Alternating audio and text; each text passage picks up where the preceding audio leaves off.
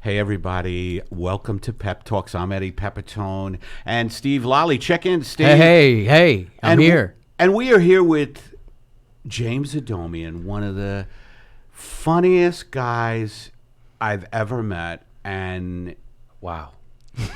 That's all you could say. He's so great, and he does incredible impersonations. You probably know him already. What's your most famous impersonation? My Eddie Pepitone impression. Yeah. Can you do one? I get it's requested on the road. I have to put signs up at the entrances when I do shows on the road. There won't be any Eddie Pepitone impressions tonight. For those of you pep heads who just come out here to see me do Pepitone content, it's not happening. Now, can I give you a tweak on the? This A is little great. Constructive criticism. I love when this happens. Oh, it must happen, right? But what do they do? Because I'm probably going to do it. No, there's only one other person that's ever given me a constructive note on my impression of them, and it's Mark Maron. Oh, can you do a little Maron for us? One time at backstage at the live Death Ray show, I guess he was like, I heard as soon as I walked in, I heard you doing an impression of me. Do it tonight. Do it on stage. He just told me to. He did. So then I did it, and then afterwards he was like, "That was funny. It was good. You did that thing with the stool." But it's not. I'm not just a brain suffering on a stool. I'm giving it back. That was the note. By the way, what a great title for a Maron album, Brain Suffering on a Stool. Yeah. Is that fucking That's great? great. That's great. He coined you the bitter Buddha, right? No. Oh. That was Sean Conroy. You know Sean, right? I know Sean Conroy. I've reached a tense truce with Sean Conroy. Hi, Sean. How are you? Eddie Pepitone. Now, one thing James is known for is his amazing Bernie Sanders impression. And I don't get your note. yeah, right. That's Sorry, how it is, by the way. You got to keep him on. You got to keep him on. And welcome, YouTube audience. Let me just talk to the YouTube audience. You don't deserve this. Most of you pieces of shit, you know that, right? And this is no irony. Most of you are just detritus. I don't do irony. Now, if you're watching live on Vimeo, that's classy people. The Vimeo network weeds out the people who are vulgar. Okay? YouTube, they're limping up to their browser windows like the army of Spartacus. The dregs of society. I'll tell you where. The patricians are on Vimeo. The plebes are here. And I am pretty soon going to put up a live feed from my PayPal. It's going to be a live feed of me transferring money from... This is like one of those mirror inside a mirror inside a mirror, except just angry. I want you... James... It's Inception. But I take exception to Inception. DiCaprio, yes, he's pro-environment. But it's funny that I saw a huge picture of him on the side of a hotel with the gun, the latest Tarantino movie called, I think it's called Hollywood Ending? Yeah, What's it called? Upon a Time in Hollywood? Once Upon a Time in Hollywood. Doesn't matter what it's called. It's all the same shit, just violence done very sleekly with good music. I could make this podcast like that, but I choose to make it raw and working class. Eddie Pepitone is a prolific owner of firearms. But you don't see it in public. I have the taste and decency to keep them locked up in a gun safe. Pepitone turned down the Quentin Tarantino movie. Yes, he turned it down. He's turned down all 9 Quentin Tarantino Scorsese films. too. Scorsese wanted him to do. They wanted Pepitone, but he's too pure of an anti-environmental, artist. yeah. That's not true. If you're looking to hire me, I am available. I have a lot of opinions. We live in a corporate nightmare, a hyper-militarized society where vulnerability is crushed. And that's why Best Buy has a great sale. What did you audition for today, by the way, in Burbank? You had a Burbank audition. Yeah, I don't want to talk about that one. Hey, it's me, Eddie Pepitone, for the Bob Hope International Airport here in Burbank, California. Hey, it's me, Eddie Pepitone, Skip the line at LAX. Who needs the Tom Bradley International Terminal at LAX? A latter-day Hades of traffic and nightmares. Go to Bob Hope International Airport. Bob Hope, who made his fortune with unwatchable comedy films. Celebrate the right-wing golf culture of Bob Hope here in beautiful Burbank. That would be so great if you were yelling at people. And there's 2 terminals, A and B. Hello. What if I were a greeter at the Bob Hope Airport? Like, hello. I know traveling can be hectic. Take Ambien. Take Ambien. It's easy, Bob Hope. It's easy to get to, and once you're here, you can fly to destinations like Las Vegas. Bi-weekly flights to Las Vegas out of Burbank. Palm Springs. We canceled our flights out of Palm Springs. That is true. Whenever I'm looking for a flight out of Burbank, it's a little difficult, right? Like, No, you think that they would have the flights anywhere on the West Coast, but then you're like, oh, surely they've got a flight to Oakland once a day. is that it? Really? Or like twice. There's like once up and once back. That's the kind of airport we run in Burbank. Yeah. Even though, I've gone to New York out of Burbank, though, you- with JetBlue and JetBlue from Burbank to Newark, Eddie, right? you would be a great JetBlue spokesman. JFK. I go to JFK I do because, JFK. because we lost our innocence when JFK was assassinated. Don't you think so? Wait, can you do a JFK? You do. My fellow citizens, I urge you. By the way, this is you teaching we're just people who've just crossed the border. Yeah. And we're learning how to impersonate. Like we don't really understand the language, but we want to immediately impersonate. Assuming you know JFK. It would be great if you would do the JFK speech that he gave when he was going to get rid of the Federal Reserve. Did you ever see that one? It's written out, right? You can't. He obviously didn't get to record it. Oh no, it's there. You can hear it. It's the audio's there. If you go on YouTube or you search it, he's like, there's a shadowy government behind the government. Right. I mean, shit you would never hear a politician say today. With JFK? He was but he escalated the Vietnam War. He did was a lot of fucked up fucking shit. Eddie, there's a book you got to read, and I think your audience would like it too. Which one? It's called JFK and the Unspeakable. And it's about how the unspeakable is the military-industrial complex and its assorted affiliated networks. Yeah, it's assorted. so and that ain't Baskin Robbins. The author refers to it as the unspeakable as his shorthand, and it is a very incisive, enlightening book about how JFK was elected to the presidency and inherited this bureaucracy that immediately started sabotaging him. And so a lot of his presidency and foreign policy wise was him trying to slam the brakes on things and then being pushed back against by the Pentagon and the CIA. Is that right? So I'm being a little harsh then. Maybe. You read the book. Read the book if you would. Who's the author? Do you remember? I don't remember the guy's name. It's not Dickens, is it? Because I love Charlie Dickens. Charlie! Charlie, I'm a young Eddie Pepitone. Read us some Nicholas Nickleby. I've got coal in my lungs. Help me, Charlie. Hey, did you hear Danny Bonaducci is going to fight the cast of Nicholas Nickleby for charity for the Diabetes Foundation? Him against all? The whole cast. The whole cast. Oh, that's that great. Bonaducci.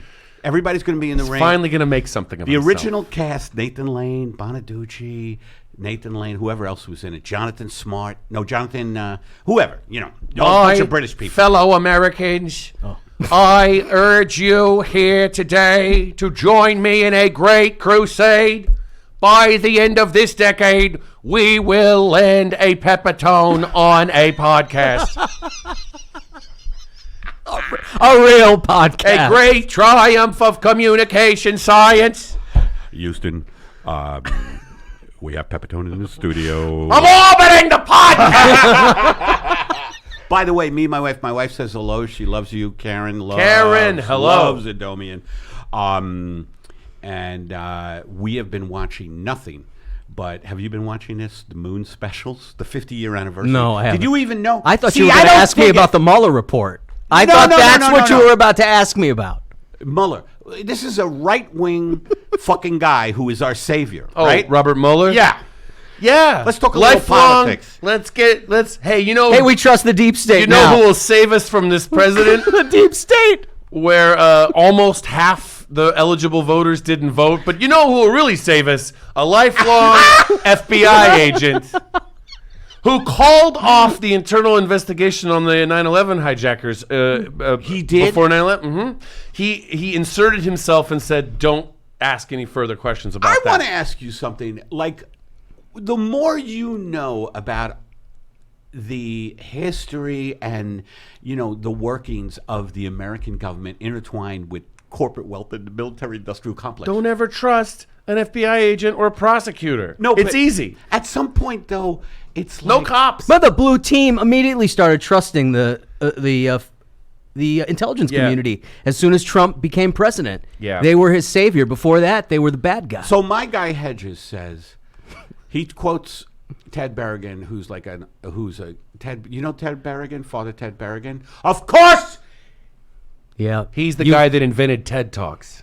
There used to be Father TED Talks when they had integrity. No, Berrigan is quoted as saying, hey, look, if elections worked, they wouldn't be legal. So my guy Hedges says, like, for instance, he says, this whole fucking election cycle is a reality show. And it kind of is, right? The Democratic debates are really just like, who will survive and get kicked off the island? Isn't it like that? I'm doing a live show. Can you do Bernie in August? Sanders saying- Yes, I'm doing a live show August 17th where we're going to try to get all 20 Democratic candidates on stage, like everybody doing impressions, because it's so crazy to watch 10 and 10. I just want to imagine them all together Okay, on but the stage. that at the would same James, time. can you Senator, Congressman, how dare you, Governor, Mayor, I'm a mayor.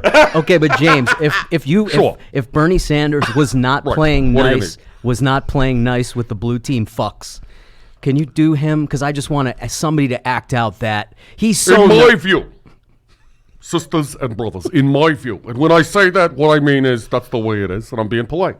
In my view, it is a colossal misallocation of resources to ally yourself with a deep state whose sole purpose is the squashing of valid democratic movements in this country.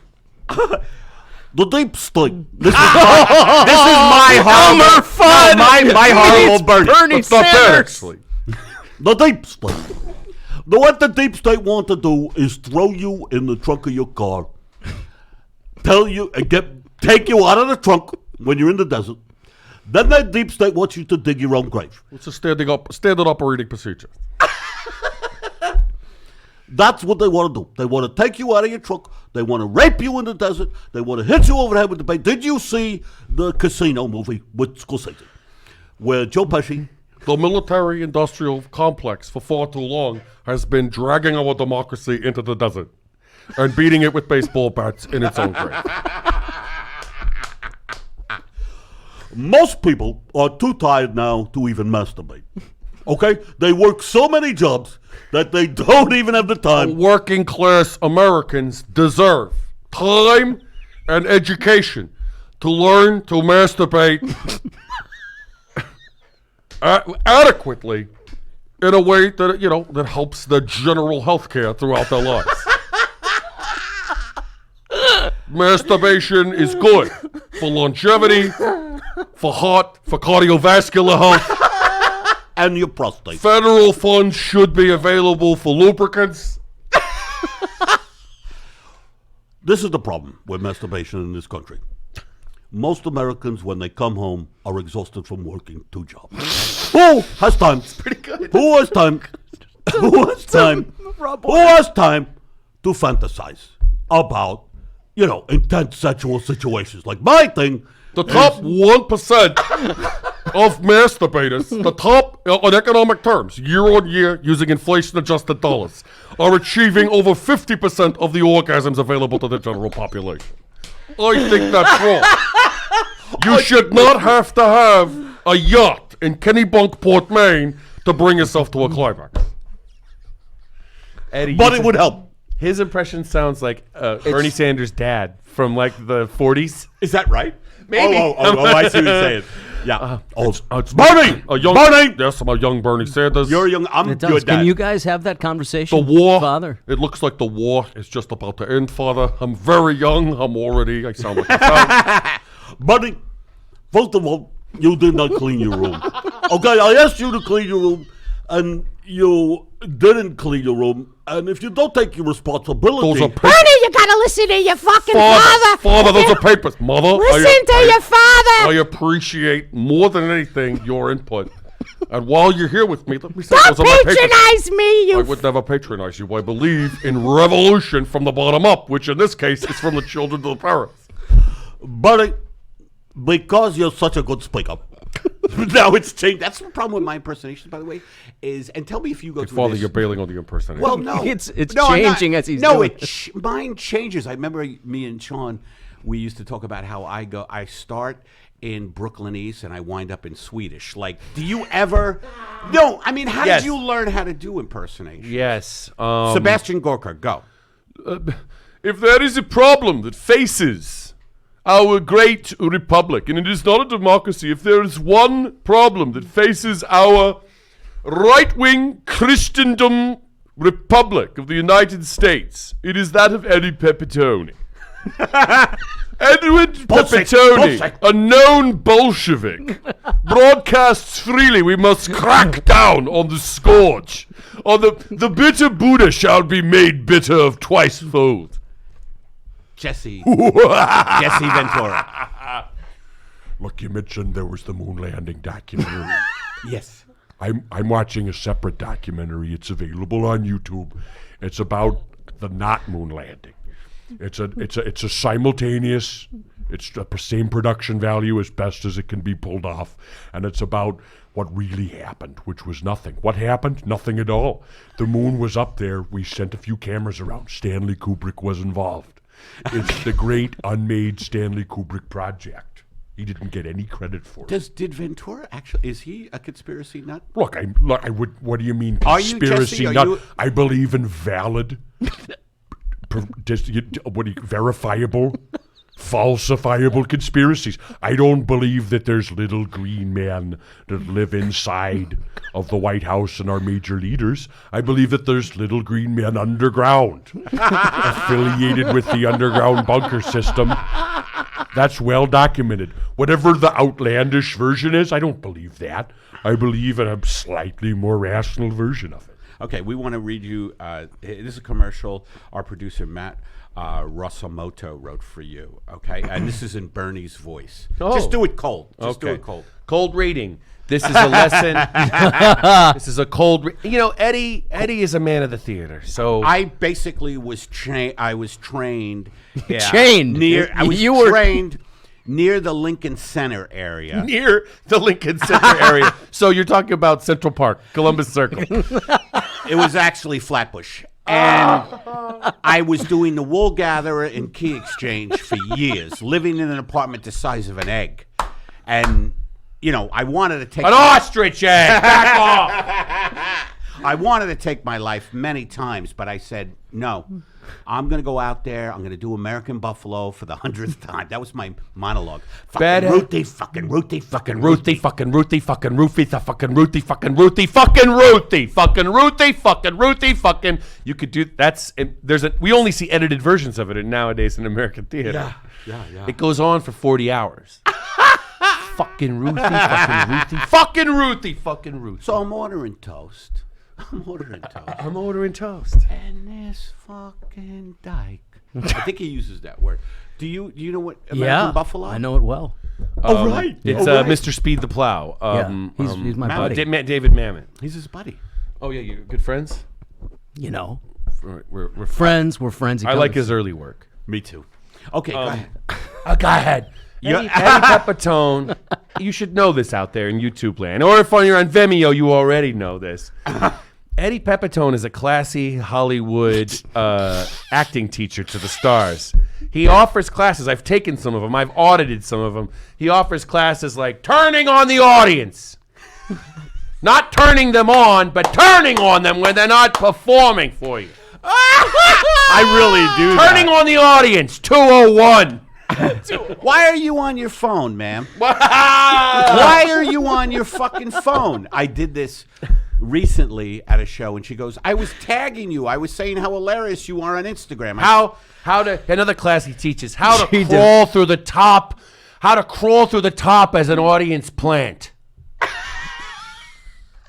I read it in Bernie's voice. Okay, this is a Bernie Sanders ad. Yeah. Hello, I'm Bernie Sanders, Senator from Vermont, and hopefully the 46th, or, depending on whether you think Trump is legitimate, the 45th president of the United States. No other political candidate, possibly in the history of this great nation, has done as many as... Oh boy, I should have read. This is a close. Bernie, just let Jane, me Jane, I am trying to read this ad copy. By the way, one It's of a the little bit funniest dense. things I ever saw James do, and I think it's still on YouTube, is Orson Welles doing that commercial for... The French champagne has always been celebrated for its excellence. There is a California champagne by Paul Masson, inspired by that same French excellence. Orson, let's do that again. It's he doesn't do anything.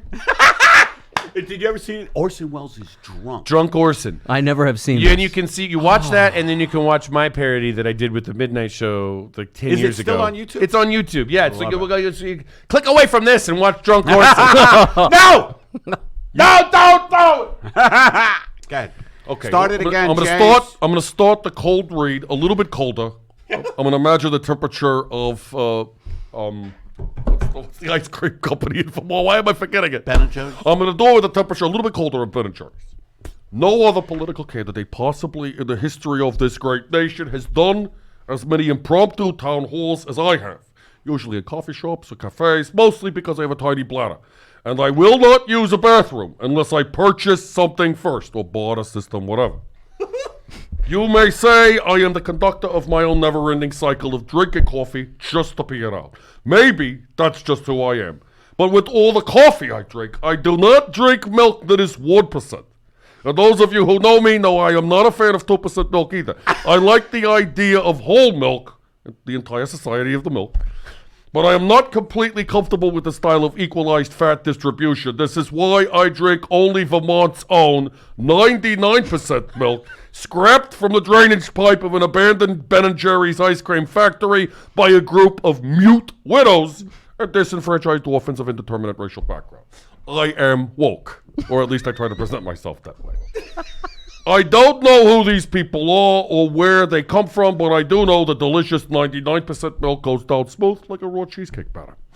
Many people have joked that delicious 99% milk is why I push so hard for Medicare for all, because it is like drinking a fistful of butter that has been dipped in eggnog.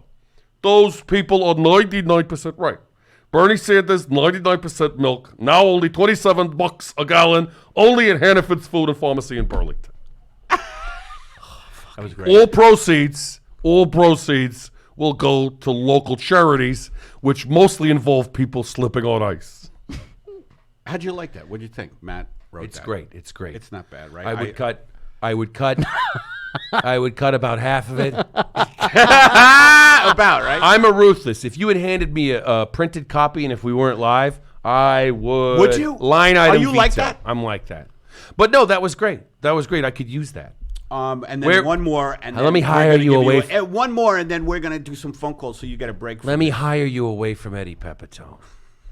Whatever he's paying you, I'll pay you. I'll cut it in half. Okay.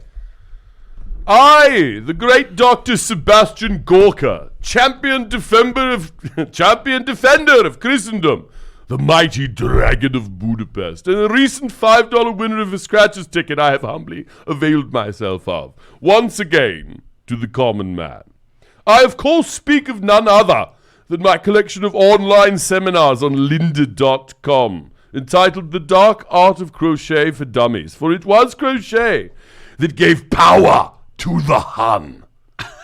Not only keeping them warm in battle, but it was the crocheted coasters that proud Hungarian tables free of watermarks. And before you dare to snicker, I demand you find a greater symbol of a superior race than a table free of water rings. You cannot.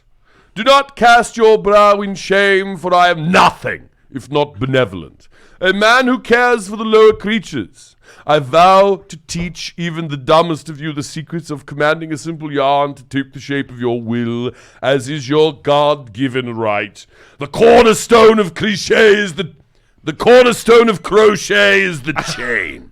An ancestral grouping not unlike what is passed from father to son. In the same way I claim a familiar bond with the mighty Vitesia Rand.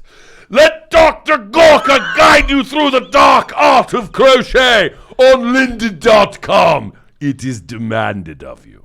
Written by Matt Rosamoto. Matt, thank you. Are those real ads?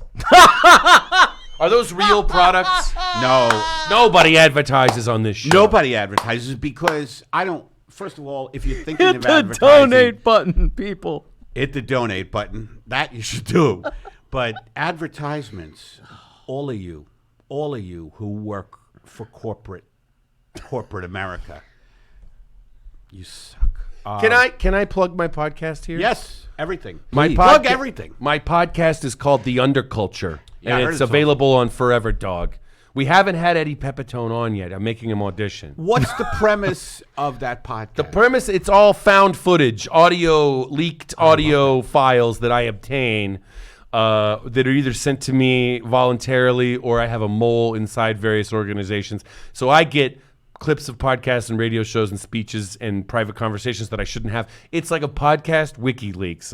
And so I'm providing a journalistic service and just turning over unauthorized audio of people that I happen to be able to do impressions Do you of. write them? I don't write jack shit. I don't have time for guys that. You do like we improvise, do. I improvise it. Where Improvise did it, you which tell- is harder to do than writing a novel. James, where did you tell us where you got the name Underculture? I don't know. I read some think piece that had that in there a few years ago. Yeah. Remembered the term. Yes, the underculture. By the way, again, bringing up my wife, we're in a bookstore and she gets an audio book and it's called The Mueller Report, and I'm like, what I'm the on it. fuck? You're on it. You're on it is hilarious to say because it's basically you. I mean, you do. It's a funny. You listen to it? I listened to the whole thing because Now I know who listens to my audio book. I was like, first of all, I had no idea you did it. Yeah. And at first I was like, this is going to suck, blah, blah, blah. And Karen was like, but we love Adomian. Let's listen to Adomian. All right. And it got, like, the more I listened to it, it was so absurd. Yes. And the specifics, who wrote it? Don't tell me that was improvised. No, it's not. That was a guy. That was a guy who wrote a book.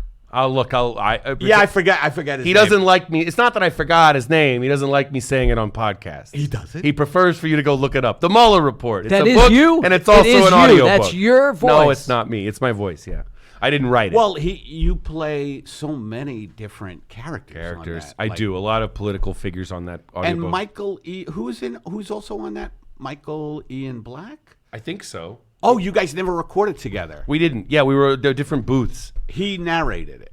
If you like audiobooks, I'm also in the. There's What an else? Elon Musk audiobook I did as Elon Musk. Really? It's called. By the way, The future is mine and it is now, or something like that. I should have known the names of the things. I didn't have You time to really write down the should. plugs. You're trying to plug shit. Look, Well, there's you a gotta listen to Mueller, his there's a podcast. Mueller book on tape, and there's an Elon Musk book on tape. You figure it out. Any others?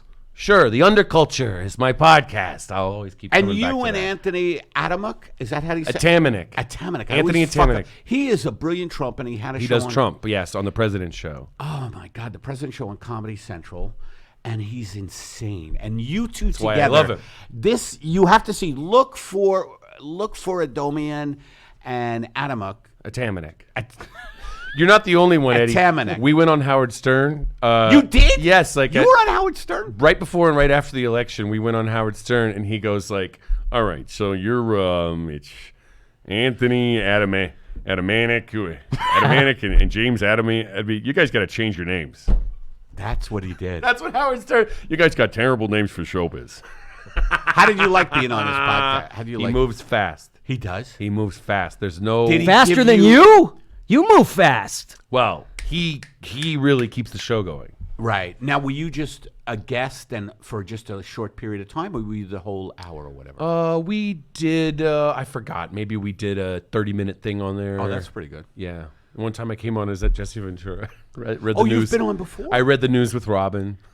Shit. Yeah. That's pretty cool. I've been on Howard Stern. They won't have me back anymore, but hey. Why? I'm kidding. Who the hell? Oh, They're okay. just too busy. Oh, yeah. Look. You're getting You bigger. say the wrong thing. You say the wrong thing in front of one of these fucks. Next thing you know, you're begging for somebody to let you into the serious building in Manhattan. You're half kidding. But Overton came on and he said he recorded a special in 90 or 91. And he was doing all kinds of subversive shit, and he stopped getting work. Hey, Eddie, who's your guy? Hey, it's me, Rick Overton. Oh, wait, here's Oh, yeah. Hey, it's me, Rick Overton. What about Ben Shapiro? Oh God, what? He's not worth my time. Yeah, okay. Logic good. and facts. Logic and facts. Obviously, we can construct these arguments. If you're a feminist out there, if you're really feminist, you're really actually comes down. Well, it's not that you hate women. That's logic. That's facts. That's fucking I pay awesome. no attention to That Ben. is awesome, though. I don't know. By the way, the worst speaker ever. The more people worst say the words logic and facts, usually the less they are relying on logic or facts. Is that what he says? Yes, he's all about logic and facts, which is just a way of complimenting his audience and going, "You're smart." Yeah. This is you the saying? rise of the idiots. This whole period. that's a good and name. Fascism is what we're going into or in. Ted Cruz introduced a bill to outlaw anti-fascist protesting No, he this week. Yes. Ted Cruz, a strawberry pie molded in the image of Mussolini. James, we get phone. Chocolate. I got a throat like a chocolate Mussolini. That's a good one. James, I don't know if I'm going to reuse that joke on my podcast. James, I don't know if your podcast has this feature, but we get phone calls. Subtly. We get phone calls. He dresses down his guests like this. He brings you in. You're a welcome guest, and then he says, "You are not used to this. You're not. Yes, this feature probably is something that you don't know how to handle." By the way, I do one impersonation, and it's of the entire working population. Okay, it's all the people who were raised in distress in homes where love it was like planning a bank heist to get love. Your in your home. childhood, basically. Yeah, and my impersonation is just let me go out and earn so I could come back home and watch some good television. That's all I want to do is I want to earn and what I could come on your podcast. You said Fiorello LaGuardia. Yes, I want you to come on my podcast as Mayor LaGuardia from the 40s. I'll do a little research on him. And I'm not sure who I would be yet against you, but that sounds that makes me laugh. I have because it's a historical character. Nobody cares how accurate it is. Right. Hey, it's me, Fiorello LaGuardia. Hey, hold on. Let me get 2 oranges. Because back in the day, Fanucci and they always were Godfather, buying too. fruit in the street. In the you street, know, and right. he's Italian. 2 oranges, a half bag of peanuts. This city's gonna be something, I tell you. Yeah, just like that. Hey, yeah. What the hell? This orange? Come on, give me a big one. My grandfather used to bring home, Sicilian grandfather, Vince Pepitone, used to bring home. Oh my God, Vince Pepitone. Never heard that before. He would bring home a watermelon, and he'd be like, smell this. This is gonna be so sweet. And all the children would gather around the watermelon for the great watermelon smelling. So when there was very little brought home to eat, you had to talk it up more. This watermelon is going to make you not hungry anymore because you're going to be so grateful that you got to eat any of it at all. It really is the Godfather too. It is when he brings home the peach to the pear to his wife when he's planning to kill Fanucci, and he brings home the pear. I love when he kills Fanucci. Oh, it's so great. I love when he kills Fanucci, De Niro. Yeah. Bobby It De puts a Niro. button on the whole thing. Bobby De Niro, one of our great statesmen who doesn't like Trump. What a progressive guy. Mamet and De Niro do not like each other, by the way. There's a little piece Mamet of, fell on the wrong side of Trump these days. No, that's before that. Oh, okay. Is Long that right? before that, yeah. What do you know? What happened? De Niro was famous before Mamet, and they were doing The Untouchables, and he would call him up at 2 a.m. and ask him about the script. De Niro, Because Mamet wrote The Untouchables, Yeah, no, you know? yeah. And he would call up and ask him fucked up questions, and Mamet would say, you should ask the director. I'm not the director. And he would hang up on him. Oh, They didn't like each other. But I always thought they liked each other. That was kind of a strange. Well, James, Didn't find out. I'm a businessman. I'm a businessman. that's from, Juicy. That's a juicy scenery chewing part. That's from The Untouchables, Yeah, right? yeah. Can I tell We're you? all. Hold on. Wait a I minute, do no. De Niro as well. When we come to the plate, individual achievement. But in the field, you're part of a team. Right, that's what I. There you go. We're all part of a team. We're all part of a team. That resonated with a young Pepitone. It did. I was in Staten Island, and I was eating like I usually do, fusilli with meatballs. This is before I'm vegan. I'm eating fusilli with meatballs, and I'm watching De Niro play Al Capone. In the background, I'm hearing my father scream. What about? I was in today down at the docks. What about? Get out of my house, you dago bastard! Sean Connery? Sean Connery. Yeah, By the way, just he like wa- a guinea to bring a knife to a gunfight. Oh, he was so. Well, that was in The Untouchables. Yeah. Right? God, when he died and he crawled along the floor, Heroically, some would say. I was with him on every crawl. I was like, "That's me. That's me trying to fucking get through the day." There should be a nice Untouchables theme park. Right, where you're in an elevator and there's the blood written on it. Frank Nitti, Touchable. you gotta have a Frank Nitti. Yeah. What other good theme parks would there be? You know what would be a good? That'd be funny. Pay it forward would be a great theme park. It's just very bland. Oh yeah, the word Deliverance would be a great theme park. That's Battleship Potemkin. There's the baby carriage going down the stairs. How about Damage, where Jeremy Irons fucks his son's wife? Well, if you're going Jeremy Irons, how about M Butterfly, the roller coaster? Was Irons? Did he play M Butterfly? No, he played like the boyfriend, the man, who didn't know? he didn't know. Yeah, Yeah. M Butterfly. So James, I don't know. If your podcast does this, Here we go. But- we have phone calls. we have phone calls, and if you want to call into our show and leave a message, it's 424-262-0904.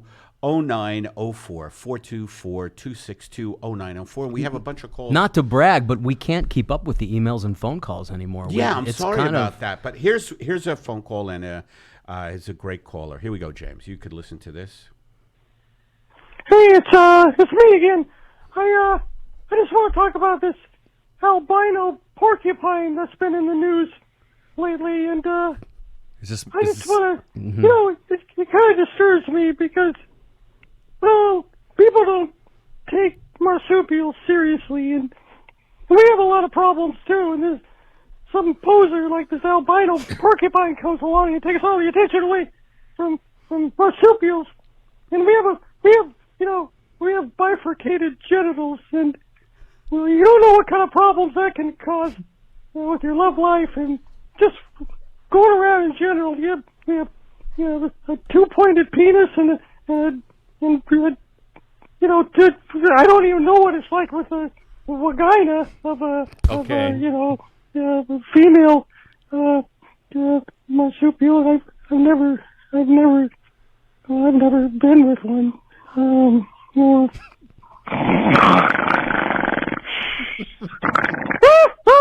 I hate wombats. Actually, Name the caller. I do have that on my podcast. The same guy called in, and I don't even have a segment on my show. Do you We know didn't who put it is? out. I'm gonna say You do have a segment where you have No, people. I'm teasing you. I'm gonna say. Do you know who that is? Who that was? A marsupial who's jealous. Well, it sounded like Mickey Mouse didn't know the genetic. Mouse. It didn't sound like he didn't know the genetic tree between rodentia and this is critical. marsupials. Oh yeah. This is impression criticism. I don't here. know. I don't know the animal king. I mean, I'm a vegan, but I don't know the animal kingdom. Oh, you went vegan, and with that, you dismissed all knowledge of animals altogether. No. I'm vegan, but I don't care about them either. I love them, and I connect to animals so deeply. Are your little doggies vegan too?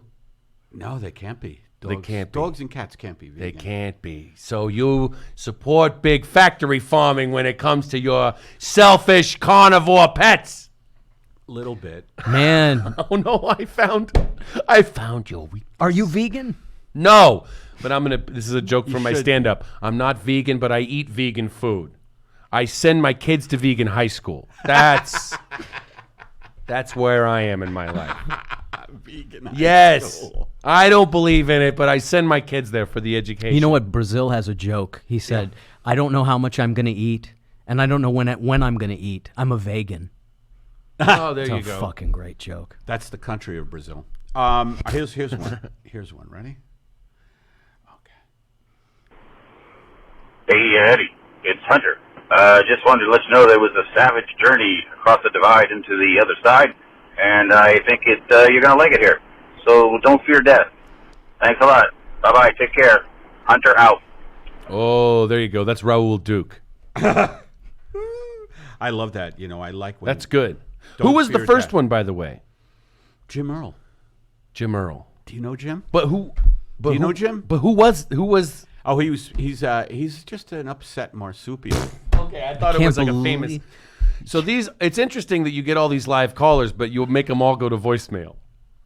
Oh, they're not live callers. Okay. It's just you call in and can leave a message. PepTalks has come so far since I was on one of the early episodes many What was years it ago. like? It was degrading. By the It way, was humiliating. It was self-effacing because it didn't have any other posture it could pull off, just like it is today. By the way, James, I forgot to mention this, Steve. This is the 200th episode of Pep Talks. Yeah, that's why we have you. That's why we have you. We usually don't have guests, No. really. Well, we don't have interest in We're that. going to have more guests in the future, but I should have brought my noisemakers. but thank you for being You deserve a ticker tape parade down Fifth Avenue. You are the noisemaker, Adomian. No, if it's Eddie Pepitone, it's a ticker tape parade on the Staten Island ferry.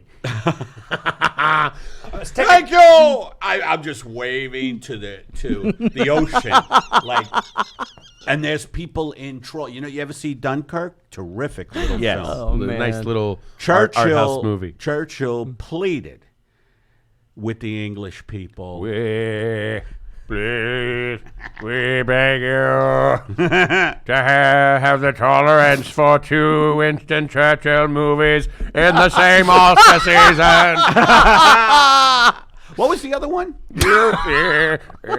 Oh, right. Gary Oldman. By the way, you know what wins Oscars? What was it? The Darkest Hour. The Darkest Hour. The Darkest Hour. What wins Oscars, and I saw Stan and Ollie, which was a great movie too, is the fucking makeup is unbelievable. Oldman looked like Churchill. Yeah. And did you see Stan and Ollie, which was a brilliant movie? I didn't. I'm holding Coogan. out for the Marx Brothers movie.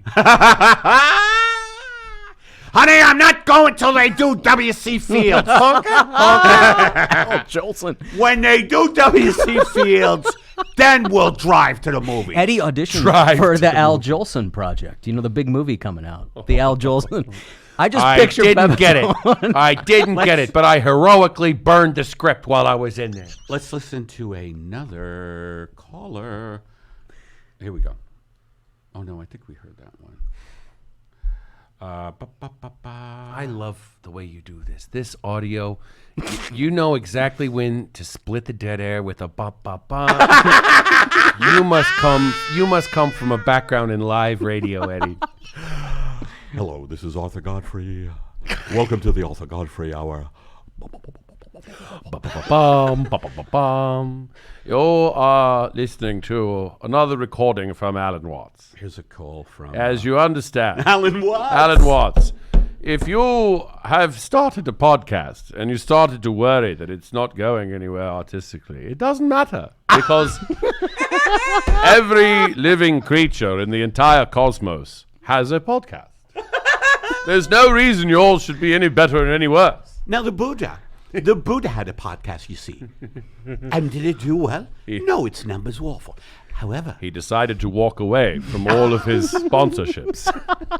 Which were none. This was, of course, the Enlightenment. here's the Buddhist podcast.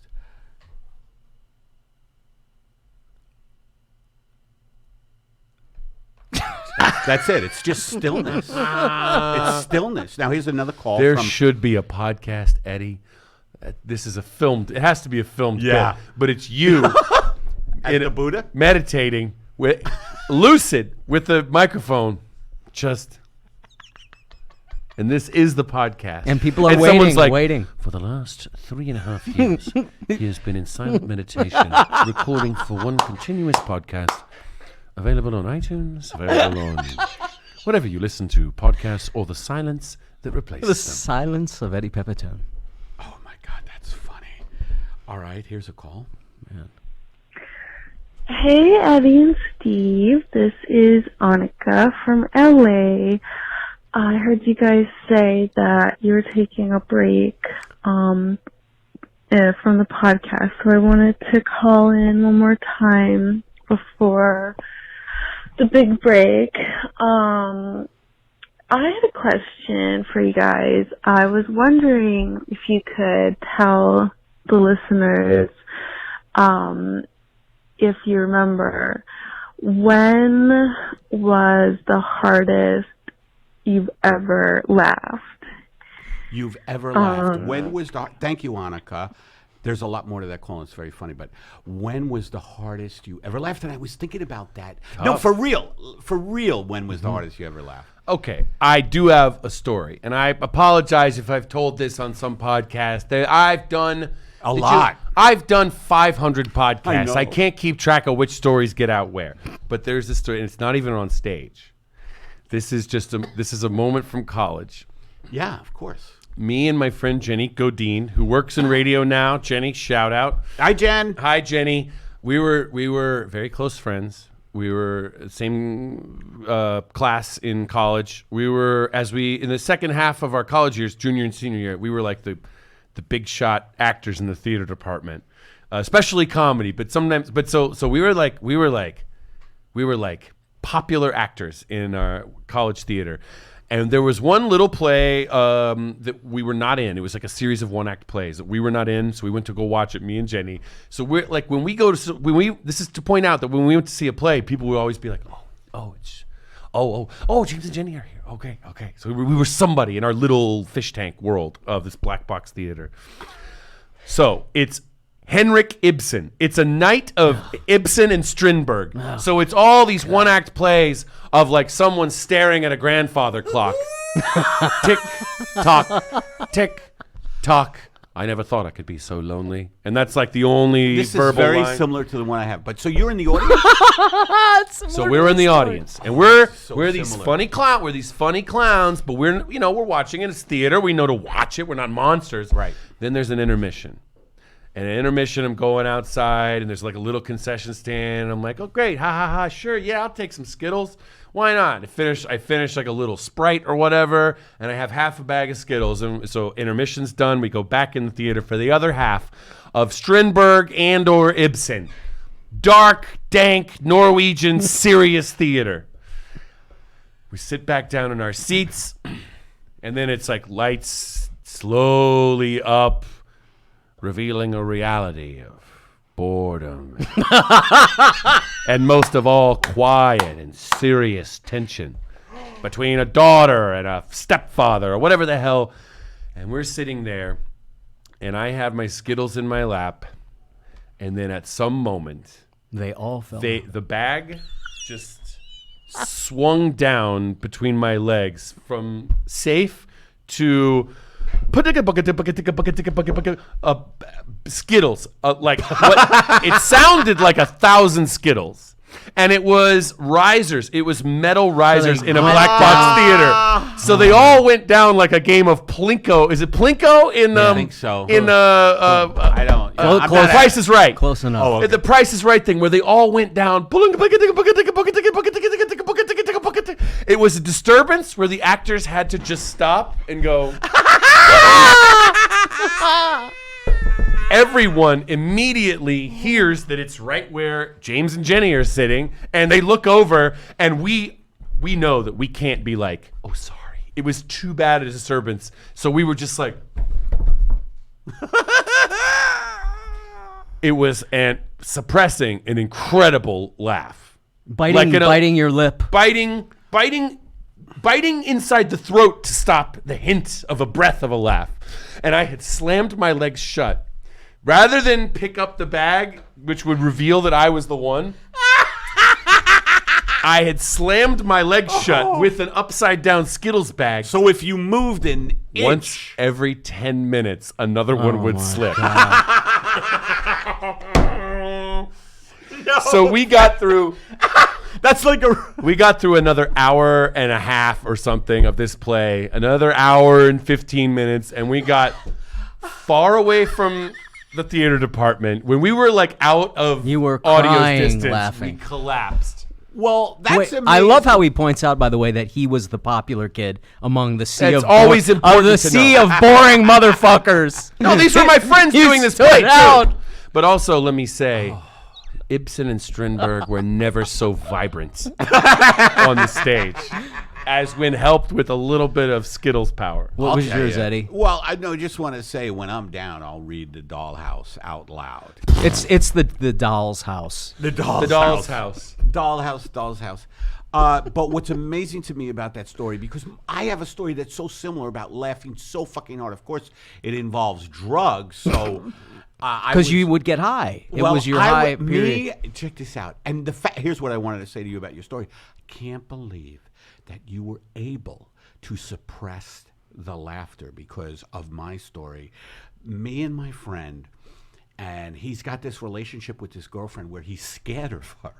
He's scared of his girlfriend. She's she's kind of severe, and he didn't really want to kind of be with her, but he was, and he was the type of guy when he was in a relationship, he didn't want to be a bad guy. So we go to see, she was an actress, and we go to see her play in a little black box theater, and it did have those risers as well, and it was about a nun. I wish I could remember. She played the nun, and we smoked this black hash. We had black hash for a period. How old are you? I was young. I was about 51. No,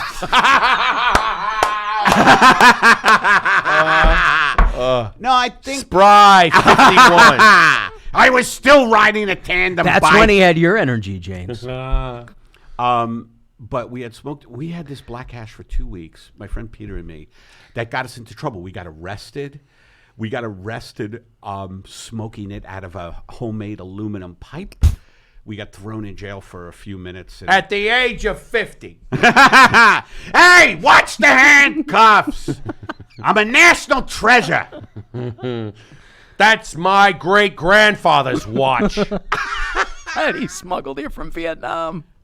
So the play was just like you're talking about with Strindberg and Ibsen. And me and Peter, you know that thing when you have with a friend, but you were able to not laugh, we just started looking at each other, and we always used to cry, and it was so silent, and there was nowhere to go. When you're trapped, and there's nowhere to go, and it was so funny to me that he was scared of his girlfriend, and I would just go, and I would it go, was coming out like gas Right, from I would go, out of your mouth. And then he would, and we were both like laughing so hard, but not audible. It was like Where you're like, They were holding it in. no, we were shaking the riser. yeah, there's no stronger laugh than one you have to keep in. Exactly. So Annika, that's what Steve. Do you remember Thanks a for time? including me. Yeah, I have. Well, I don't know if it was the most hard I've ever laughed, but it was close. There was a girl that I liked. I was 13, and I didn't know that she was smoking weed. I hadn't discovered weed yet, and the girl was hot, and we were in synagogue together, Jewish girl, and the rabbi he was preaching. He was really and she was losing her shit. And I don't remember that he was that funny, but she was doing what you were doing, where she was trying to hold it in, and it was watching her laugh. Yeah, It was It's watching contagious. her laugh Especially made when you're with me a friend. lose my composure. And then the poor rabbi, now that I'm looking back on this as an adult, the poor fucking rabbi, because we were causing a distraction in the synagogue. The poor rabbi was preaching harder. When she would fucking lose her shit, the rabbi would flail his arms more like he was, oh God, the poor rabbi. Anyway, that was the hardest I ever learned. I don't know. I'm a little ignorant. Are there like charismatic evangelical style rabbis, the way they're like TV Christian preachers? Yeah. With like wiping their forehead. Yeah. There are. Yeah, they're When not. you come to shul. He was like doing an exorcism. She was like Linda Blair. The power of Pentateuch. The power of Torah. So funny. And then the other time that I read, Annika, thanks for this question. And by the way, let's just finish the call. You know, it's okay if you can't remember. But, yeah, I wanted to share, I have one that's kind of funny. I was living in the Northwest, and it was a really rough winter, and I was really depressed, and it had been months and months, and I was lying in bed with my boyfriend, and I was just like to the point where I was like convincing him of like the pointlessness of life. Yes, I love that there was a boyfriend. I'm so depressed, and there was a boyfriend. I've never been able to keep a boyfriend if I'm depressed. If I'm like, hi, I'm a little depressed, they're always like, I've packed my bags and I'm gone already. By the way, those are shallow fucking people. By the way, No, because Eddie. I'll tell you no, what, Eddie. These are boyfriends that could turn you gay. really, how These so? are classy men that can show you how to dance. Cary Grant. Yes, you would feel. I don't want it. The men I have dated, Eddie Pepitone, they would make you feel like an old-time movie star, and you would be like, "Why, sure." No, but I mean, Trip the light, fantastic. It's time to fuck. All right, I'm gay now. That's right, Eddie Pepitone. I'm gay. I'm working class, which means I'm a bottom. oh, I've got a hurt rib. Okay, Eddie. let's finish. Annika, by the way, do you know the thread in all of our stories? And she was saying, you know, depressed is that you were watching a fucking depressing play. I'm watching a horribly depressing play. You're in synagogue watching with the Even the depressing- worst plays can give you the best stories. You know And I was just really, really sad, and he didn't know like what else to say to help me, and we were just sort of lying in bed, and it was dark, and we were just totally quiet, and then out of nowhere, in this voice, he goes, "The audacity of hope." The Barack Obama book? And The audacity of hope. it's like some sort of slogan from like Obama, whatever, Oh, which yeah. I didn't give a fuck about, but had gotten lodged in my subconscious somehow, and it just hit me so hard, right in like my solar plexus. It just bypassed like laughter. That's so funny, but what it is, that intense laughter, what Annika is saying is like built up fucking depression, anxiety, and you finally, and this is why we're healers, right? This is why comedians are healers, is because... So in this case, she had such a rough problem, hard to communicate, hard to do anything good about it, and he just said the worst, dumbest thing you could. and it released The audacity of and hope. the grace And of then her soul. She had a released big, that. big laugh. Sometimes that happens. Sometimes you've suffered enough, and you're the little I don't know, the little angel inside of you. Yeah, just the gives little you- put upon angel or demon inside of you goes, "You've suffered enough. Get happy." Yeah. Are you happy these days? I used to be that's depressed. Yeah. And then I was elated. And That's now I've evened out. oh, You have evened out. I can't imagine you being depressed. Oh, sure. Really? Oh, yeah. Sure. Yeah, of course. Never on stage, though. I hope not. I get depressed sometimes. Eddie gets You know depressed as his closer. On the road. On the road. All right, I'm getting the light. And frankly, I don't see much purpose to any of this. You know what gives me the best pleasure when I'm depressed? Yeah. Prank phone calls. Just taking But you people's. can't do them anymore. Yeah, you can. You got to use someone else's phone. You get a friend Hey. to give you a phone. Hey, look, it's me. I know my number comes up as scam likely. Please give me a chance. I used to calling- I used to prank call. I'm calling from a charity called Scam Likely. I used to prank call agents. Oh, really? Yeah, I prank called Larry Bresner. Do you know who he was? He was the manager for was Robin Williams. An important agent, Larry Bresner.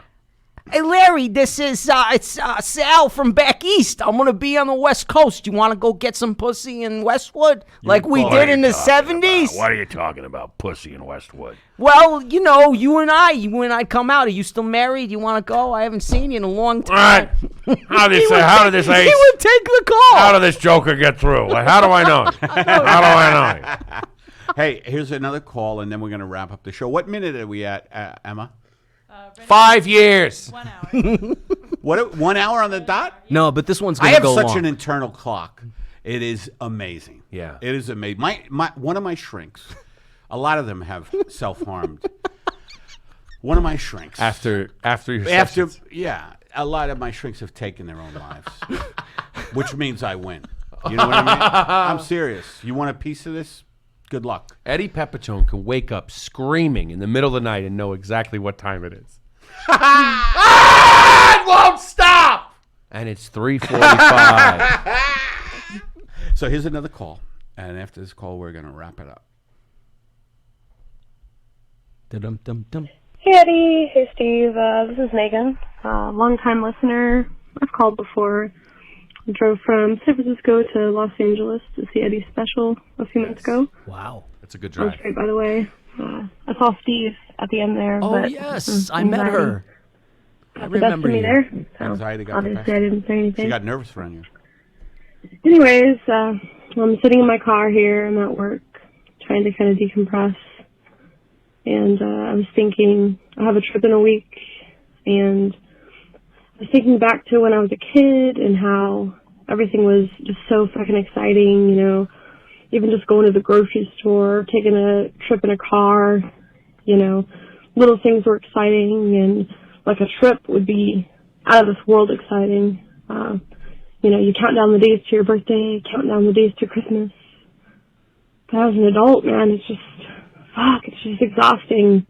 Like, I know I should be excited about going, you know, on a vacation, but it's just a lot, you know. Oh, you know, we gotta worry about, oh, what if I forgot something, or, oh, who's gonna watch the cats, and, you know, oh man, and then Christmas and your birthday, like, oh, I don't even want to count that down, you know. That's just a big ball of fucking stress and anxiety, and, you know, when you've lost a lot of people in your life, you know, a lot of your family, you know, it just becomes kind of depressing, honestly. But yeah, so, do you guys still get excited for things, or are you kind of on that same level there? Just wondering. All right, look forward to hearing another show. Bye. Depressed. That's my closer. No, Megan, I just want to say this, that do we still get excited as adults? And I think that's why we're comedians, right? Like, don't you get super excited? Like, you're going to do Trump. You're like, fuck. I get Here we excited go. when there's high stakes. Oh, really? I get excited when there's high stakes. I love an audience. I Yeah. love the potential to do great or to do badly.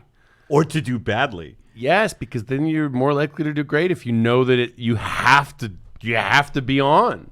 Absolutely. And if it's a shitty crowd, you know that there's like, not that it's their fault. Sometimes it's a bad room or whatever. You go like, all right, I'm gonna have to pretend to be low energy to get them on board with what I'm gonna try to do. It's true.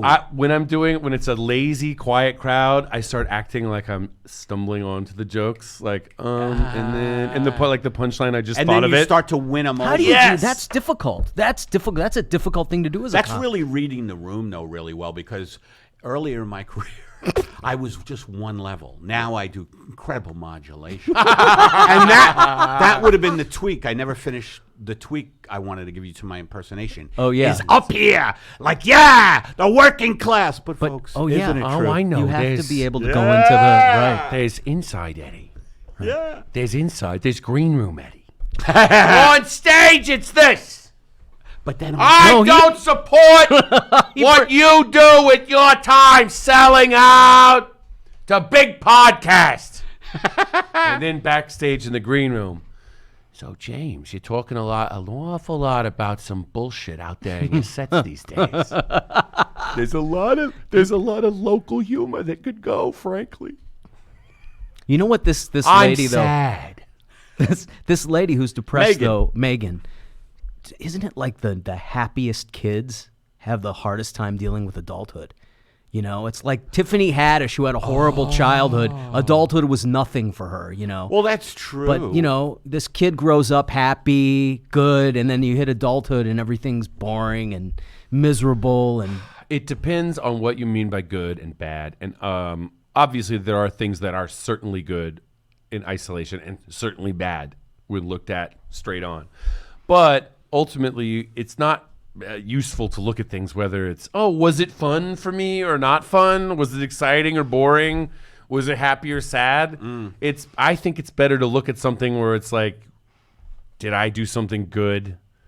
Did someone else do something good? Did I do something wrong? Did someone else do something wrong? Did we move forward? Did we move backward? Did things get better or not? Or did they get worse? And what can be changed about it? wow, spiritual and philosophical. Practical. I like to think practically. I disagree. But You like good and evil? I think that's the eternal A battle. Manichaean, a Zoroastrian contest between corporations and working class guys. By the way, I did one. You're not wrong, Eddie. I'm with you there. I did one audiobook, and it was the Communist Manifesto by Karl Marx. Frederick Engels got thrown under the bus. He did the legwork. Das Kapital was a terrific little read, and that's good. I hear they're summary. adapting it for Netflix. Das Kapital. Das Kapital, starring Paul Giamatti. Yeah. Fred Armisen. A four-part series. All right, Giamatti? Let's end the podcast with James doing whatever, what went viral recently was you doing like Kindler marrying me, Canaan, which I loved, and Bronger I really love. Oh, yes, on But- Vulture. But why don't you do like That was the good one I love podcast. your Giamatti, and then go from celebrity to celebrity. It's this Paul Giamatti doing the audiobook for Das Kapital by Karl Marx. Workers of the world unite. Well, that's the Communist Manifesto. I fucked it.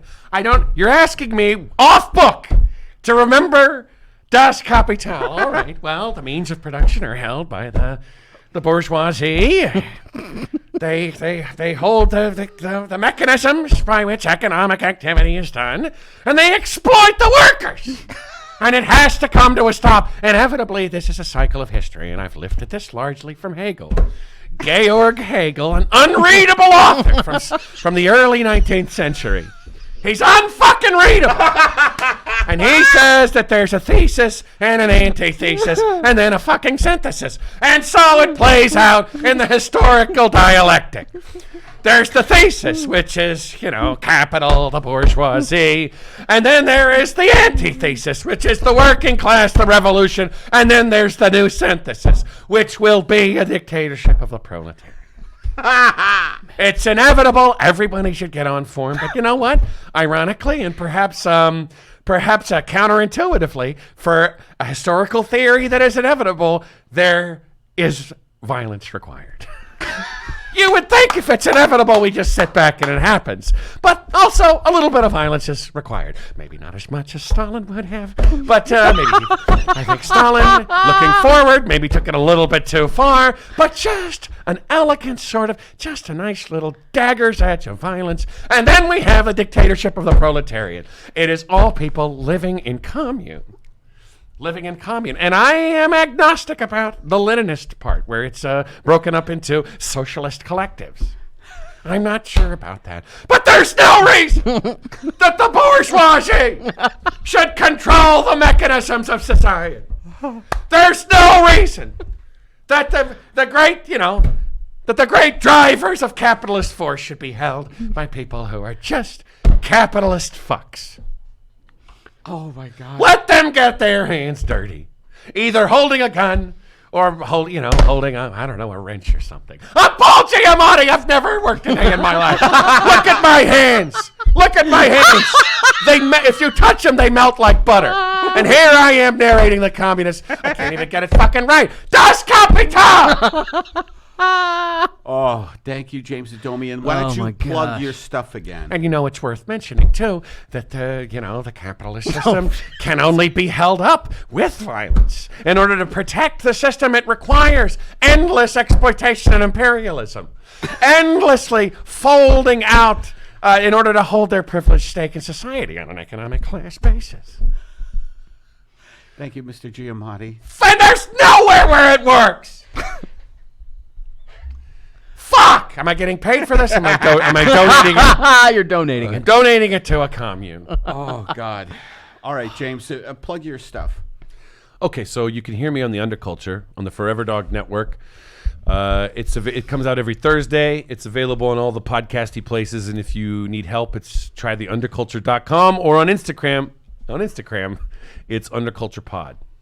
Awesome. Stevie, you have anything to plug? Yeah, I'm at the Friday night, I'm at the Tribal Cafe. Saturday night, I'm in Long Beach at the Wrigley Show. And Sunday, I'm at the Flappers Comedy Club.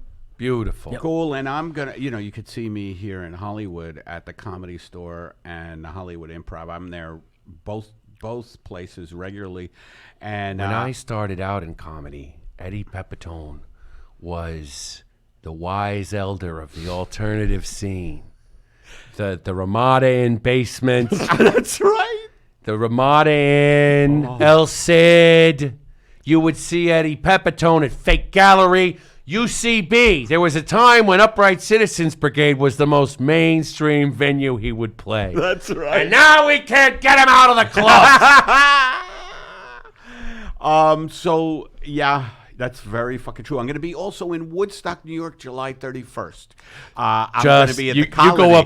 You go up there like a salmon swims upstream, just to try to hear the echo of David Crosby. Well, actually, it's an intervention for a friend who's in a drum circle. Why would you advertise this? Well, no, this guy, a very close friend, has been in a drum circle for over 30 years. Oh, and he refuses to get up. Do they feed him sometimes? Yeah. Pizza, but he is been in the same drum circle for 30 years, and we're going to try to get him out. But That's a great gig. So I'm going to be at the Colony in Woodstock, New York, July 31st. Please come see me. And wow, what an episode. I can't believe it. Thanks again to James Adomian. And, it's great moments like this that I think back to what my grandfather used to tell me. He would say, boy, we didn't put a donate button on the website so you could ignore it. Let me read that again. This is why I don't work in voice. Nobody knew you were reading that. Boy, we didn't put a donate button on our website so you could ignore it. And he was right. So please visit our website and throw some of your hard-earned cash our way. And while you were driving yourself crazy thinking of other ways you can contribute, and click like. I'm sure there is a like button around if you look for it hard enough. So we're going to take a little break. That was our 200th episode. And if you're good, we'll be back soon with all new stories and plenty of stuff to make it worth your while. All right, so see you in season 2 of Pep Talk soon. Leave a message, 424-262-0904. Email us at fanmail. We didn't have time to get to a few calls and some fan mail. You ran out of fans, Eddie. Fan mail at peptalkspodcast.com. Visit PepTalksPodcast. Visit PepTalksPodcast.com. Our engineer today is Emma Erdbrink. We also have Aaron Brungart with us a lot. And our producer is Matt Rosamoto. Thanks, everybody. Peace out. Thank you, Eddie. See you guys. Thank you, James. Thank you. Thank you, James. And also, thanks to Brody. Oh,